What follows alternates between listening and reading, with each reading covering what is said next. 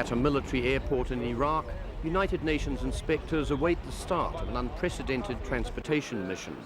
One of the largest cargo planes in the world, an Antonov 124, brings specialized equipment to remove enriched nuclear fuel from an Iraqi research reactor.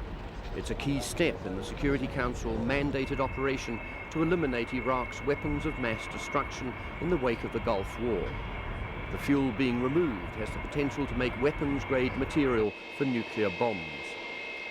Many of the Iraqi nuclear facilities were destroyed during the war. Extracting fuel rods from the rubble presented a considerable challenge, according to Maurizio Zifferero of the International Atomic Energy Agency. It's not been easy. It took us a lot of time to identify countries and companies willing to undertake this operation under contract with the United Nations and the IAEA. It was the Russian Ministry of Atomic Energy that won the contract. A United States company provided the transportation casks, rugged containers capable of withstanding even an air crash. During the Gulf War, some of the more than 200 fuel rods removed from Iraq's nuclear reactors were buried in these water tanks to protect them from destruction. But the risk of radiation remains high.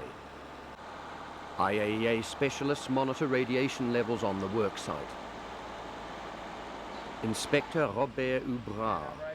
It's not a safe place because dose rate is rather high, or maybe rather high according to the type of work which will be done, and according also to the weather temperature.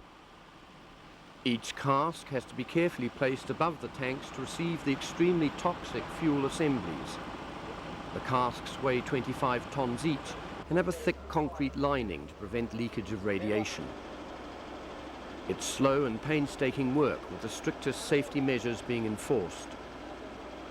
The fuel assemblies buried under a collapsed research reactor also have to be removed from the reactor water pool.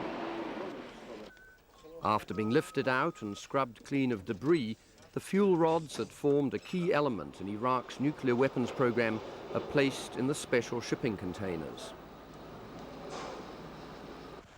A closely guarded convoy now takes the containers with their deadly cargo of potential bomb material to the aircraft waiting at the airport near Baghdad. The final destination will be Russia, where the fuel will be diluted down from weapons-grade quality. It will then be sold under IAEA supervision to civilian reactors. It's the first time that irradiated material has been flown across international borders. The 2 air shipments needed were completed earlier this year. The entire operation will cost some $25 million, money that will be recovered from Iraq when oil sales resume.